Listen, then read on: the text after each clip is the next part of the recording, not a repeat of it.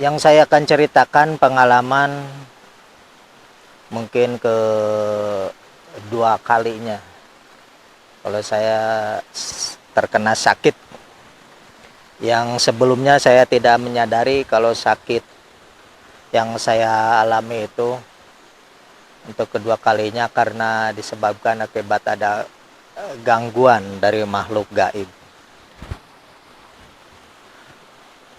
Karena kebiasaan saya udah membantu orang tua, walaupun saya sendiri waktu itu istilahnya punya garapan sendiri, tapi kebetulan orang tua saya itu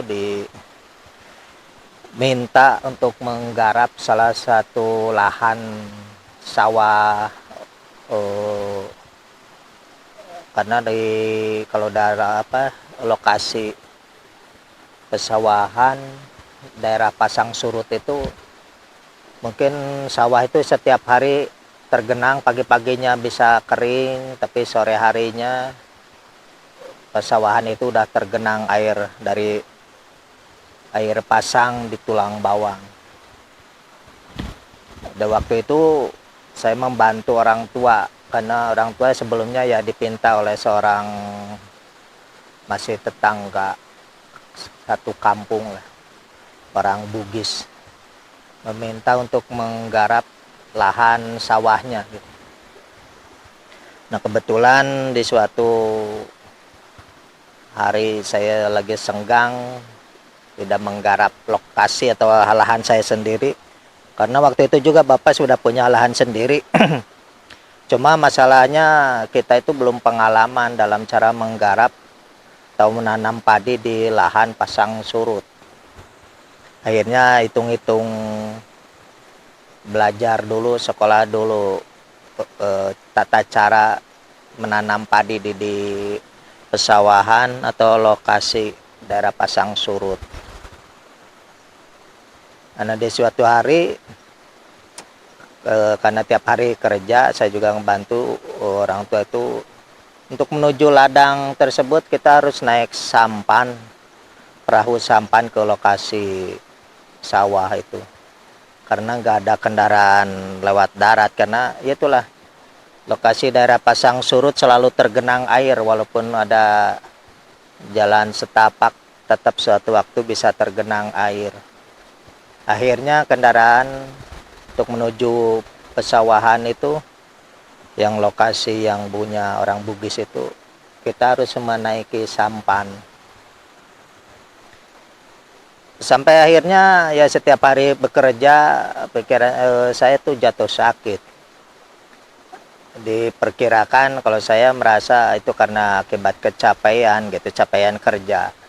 Berangkat pagi, pulang sore, kadang-kadang hampir maghrib baru nyampe di rumah. Karena kesibukan tiap hari ngurus ladang gitu. Karena saya bantuin orang tua. Jadi sebelum menanam padi itu, kalau istilah pesawahan di Jawa, mungkin harus dicangkul segala macam, digarapnya itu istilahnya mau pakai kerbau atau pakai apa. Kalau itu enggak, karena daerah Pasang Surut, jadi kita itu cuma kayak membabat pohon-pohon kecil, belukar-belukar yang kecil itu dipakai golok, dicacar, udah gitu dikumpulin dan dibakar gitu. Jadi 1 hektar itu sampai beres lah menggarap itu, membabat belukarnya.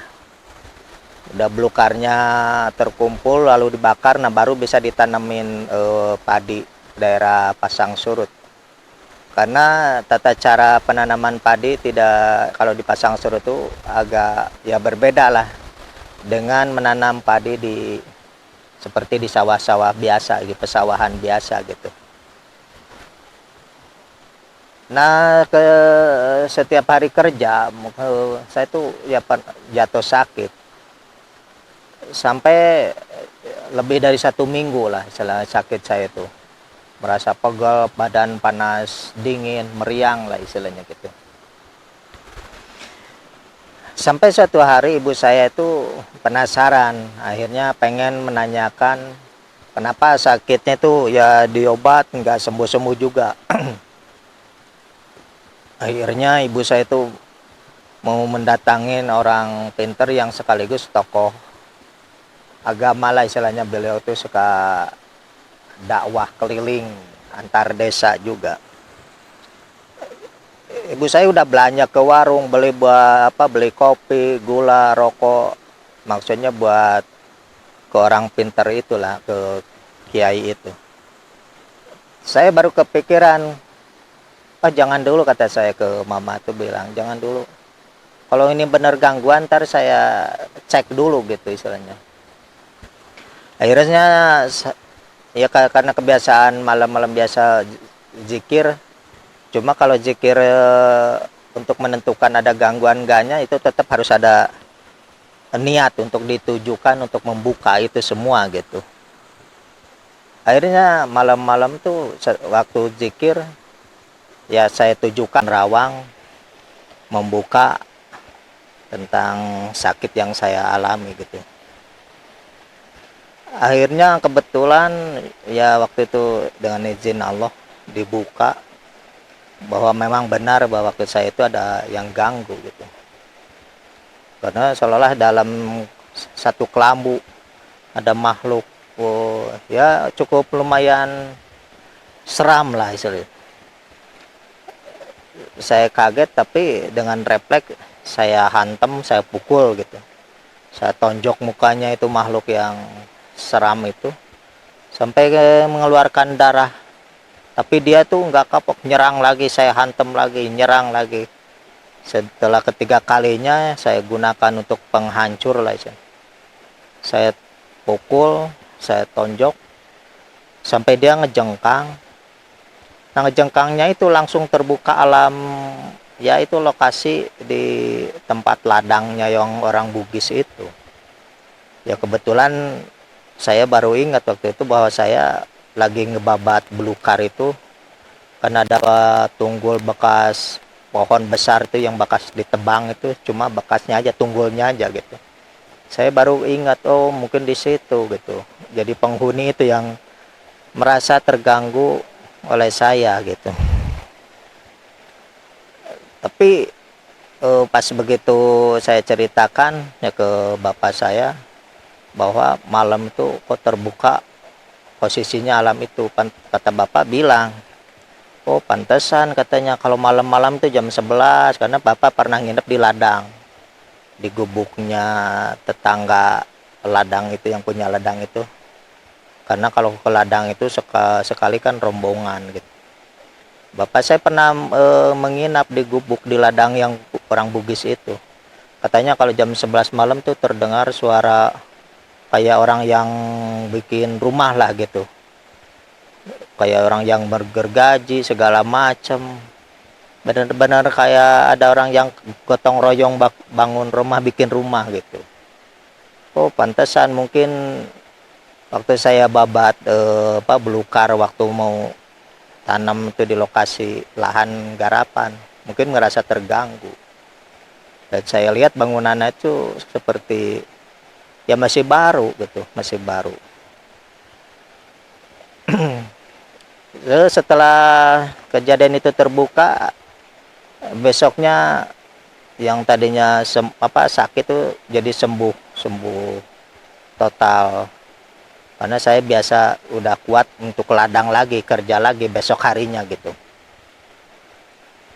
Nah kemudian saya melanjutkan menggarap yang punya sendiri lah, lahan di Tulung Mas namanya.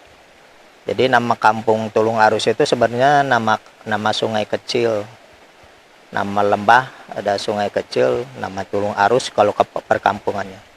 Kalau di ladang itu namanya Tulung Mas gitu, karena ada sungai juga, ada sungai kecil, dinamakannya di nama sungai kecil itu Tulung Mas gitu. Sekalian menggarap di lahan sendiri, saya bangun gubuk lah istilahnya di kebun lahan garapan itu. Nah setelah beres bikin gubuk itu di lahan saya sendiri, karena saya rencana bangun tambak ikan lah di situ, menggarap. Jadi saya bikin gubuk biar nggak pulang pergi ke rumah gitu. Yang jaraknya dari rumah ke telahan sungai Tulung Tulung Mas itu lumayan. Ya ada kurang lebih 2 kilo lah ke lokasi itu. Jalan kaki. Jadi daripada tiap hari pulang pergi jalan kaki, mendingan ya bangun gubuk lah di pinggir di lokasi lahan garapan saya itu. Begitu saya niat mau di situ, ada yang ngebisik ke saya tuh. Jadi suara terdengar jelas, tapi nggak ada wujud gitu. Jadi seolah-olah saya disuruh untuk tinggal di situ selama 3 tahun. Jadi kamu tinggal di sini 3 tahun, itu kata suara yang datang. Kata saya, kalau di sini terus gimana makannya? Oh, buat makanan kamu mau lihat tuh di sungai katanya, ke Tulung Mas itu. Pas saya deketin sungai Tulung Mas itu, sampai saya kaget gitu, karena kali yang lebarnya ya memang nggak sama sih, ada yang 1 meter 1,5 meter, tapi kedalamannya tuh bisa setinggi orang dewasa kalau lagi pasang. Kalau lagi surut mungkin ya 1 meteran lah airnya itu. Waktu itu saya lihat sungai Tulung Mas itu, ya, yang sungai kecil itu hitam, warna hitam penuh dengan ikan. Sampai saya kaget, tapi ya dengan tergopoh-gopoh ngambil istilah Sunda mas sair gitu. Saya ngambil serokan buat ngambil ikan, cuma nadahin gini aja, ikan tuh pada masuk semua tuh. Sekali angkat tuh setengah karung dapat itu. Jadi pada nggak digiring, cuma didiemin aja, ikan pada masuk semua. Nah itu suara nambah lagi. Nah itu buat ini makanannya, jangan khawatir katanya kalau buat bekal kamu untuk tinggal di sini gitu.